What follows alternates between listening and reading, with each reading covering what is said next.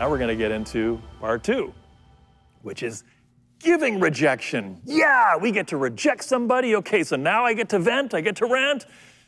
No, that's not how a champ does it at all. What's the theme? The theme is calm, cool, and collected, right? When Game of Thrones wrapped up, Peter Dinklage said fans were mainly mad that we broke up with them. They weren't mad that the episode was garbage or the finale was garbage. They were mainly just mad that it was ending. That's what hurt, right? And if you're gonna reject somebody, be honest, right? Hey babe, what are you doing?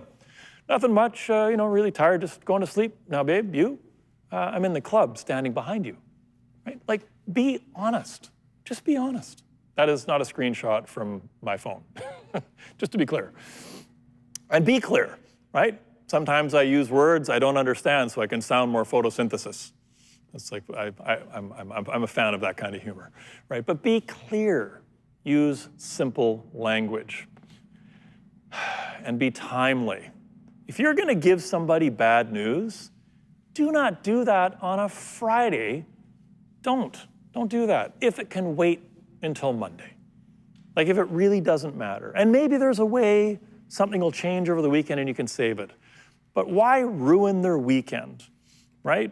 Now, I'm gonna be a little contradictory around this on the next slide, but I'm gonna suggest in the day-to-day dealings, in most situations, the bad news is better delivered on a Monday when you still have a week to figure out how to do something with it, or a Thursday where there is at least still another working day to try and get through whatever this bad news is.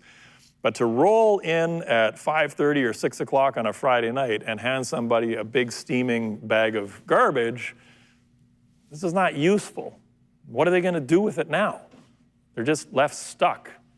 So I think you have to be a little bit strategic around the time. Now, the flip side of that is holidays. This is, and there's two things there's really two topics I'm streaming in my brain here as we're talking. As we get into this, I know I'm speaking to agents and brokers, and I'm trying to keep it agent and broker and client relationship related. But there's another type of rejection that always happens within our business on a consistent basis, and that's you moving from one team to another. That's you saying that I think the right move for my family is to leave your brokerage and go somewhere else. But it's not personal, it's not you. That person's gonna take it personally, absolutely. Now, do you do that before? And we're right at that time of year, right? Here it is, January 15th, rejection time. There's a lot of breaking up going on over the past couple of weeks in particular, and over the next few weeks. January is a month of moving for a lot of brokers, a lot of agents. Should you have said something before Christmas? Yes, you should have. Because the broker owner, the partner, whoever it is that you're now rejecting and you're leaving, they just spent the holidays doing what? What did you do? What did you do for week 52? Between December 23rd and January 31st, January 1st, January 2nd, what did you do in that space? You did a few things, right? You saw some friends, you saw some family, you relaxed, you had a good time. But what did you do when it came to your business? You did a little bit of planning, right? You started planning your 2022. What's my 2022 gonna look like? Man, I got this team, I got these people, they're so awesome. We're gonna do this, and I'm gonna have this person doing that. It's gonna be amazing. 2022 is gonna be awesome. And what happens? January 4th rolls around, ring, ring, let's do this. Yeah, about that. So I didn't want to ruin your holidays, so I'm gonna let you know now. Really? But I just spent a week planning, right? Now, that person may have spent a week planning as well, and it turned out you're not a part of their plan. And that's fine if that happened organically through the course of the holidays. That's totally reasonable. But if you've been with this person for years, and you knew what you were gonna be doing in like October, November, absolutely in December, and you've just been acting and faking it all the way through December, and then you just let them do all their goal setting and business planning with you in that plan, and now you're ejecting, you're actually making that person feel like their entire holiday wasn't a holiday and that their whole year ahead is going to be just crap. So I'm going to suggest you break the bad news, talking specifically about agent moves, broker moves, break that bad news, in the second or third week of December so that the person can actually have that time to make a plan for the new year. Because getting hit the first day of the new year back with sudden changes to your business sucks. And the circle of life and karma and all that, there will be a time you will find yourself on the receiving end of that as well. Where do you dole out rejection? You don't do it in writing. You don't do it through email. You don't do it through a text. That's garbage. That is not the right approach. You do it in person when you can, but these days you do it by Zoom.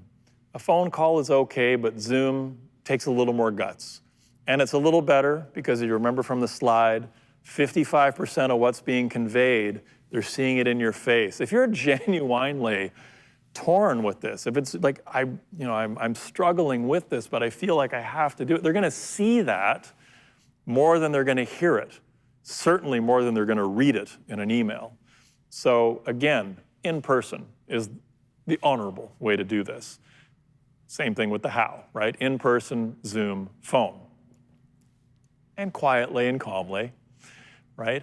And you're the one that's going to reject whoever it is you need to reject. Now, if we shift back towards a client, you're breaking up with a client, that's a you thing. You need to say to this client, we're not a good fit. You don't have one of your staff do it. That's not right. That's a tough decision. It's a tough thing to do. You handle the tough stuff. That's why you get paid the big bucks. And what are you going to say? The truth, I have a question mark there. I don't know. Maybe. It's a little complicated, isn't it? Because you could tell them the truth, but the truth might be hurtful. So maybe you are better to not tell them the truth. I'm going to leave this one open-ended. This is a case-by-case situation, right? I mean, it's a little tricky. We are a very polite society. We don't want to hurt people's feelings. And it is this simple. You only need to give one good reason. This I teased out of a book. I forget which book because I blast through too many books. But this came to me out of a book I read over the summer. The more reasons you add for doing a thing, the more you weaken your resolve to do the thing. The more reasons you add for somebody else for the reason you're doing this thing, the more it just sounds like nonsense. And the more likely they are to lock on the one in the list that they really don't agree with, and then they're really going to start coming back at you because they're not you. They haven't had this conversation that we're having right now, and they're not ready to accept being rejected. They are absolutely taking it personally. That's just going to happen. But if you give them 3 reasons, you give them 10 reasons, they're going to pick the one that they can really go to town on. And the thing is, you just threw that in there as a bonus reason. Like you just wanted to give them so many reasons that they couldn't argue with you. They're going to argue. So pick your strongest point, the one point.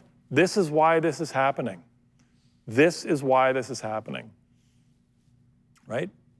One good reason, clearly communicated, respectfully, and then stick with your decision. Stick with your decision. Once you make that decision, you've given yourself and them that one good reason, you've clearly communicated it, you've been respectful, stick with it. Don't acquiesce, don't cave in. By the way, it's also this complex. Resist adding reasons, as I said, one. And just repeat. Repeat the same words respectfully and stick with your decision, right? That's it. It's basically what it boils down to. So that, in a nutshell, is how to take rejection a little better and how to give it out a little better. I mean, the overall mantra, as I've said, of being kind is what we're after. But no one's going to feel like you were being kind when you reject them. And you're not going to feel like there's any kindness in this soul that's rejecting you. It's tough stuff. But it's one of those things where you are on both sides of that coin on a somewhat regular basis.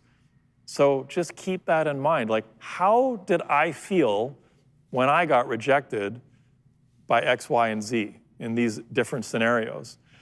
So how can I do a better job? And the fact is, in some cases, it's just unavoidable. It's just gonna be ugly. That's just what's gonna happen. There's gonna be ugliness. And that's when you have to rip the Band-Aid off sooner than later, right?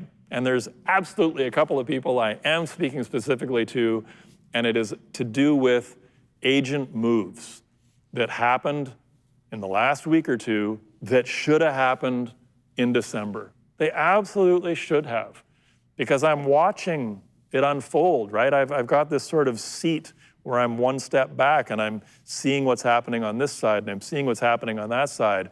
And the whole thing, it was gonna be messy no matter what, but the timing really does matter.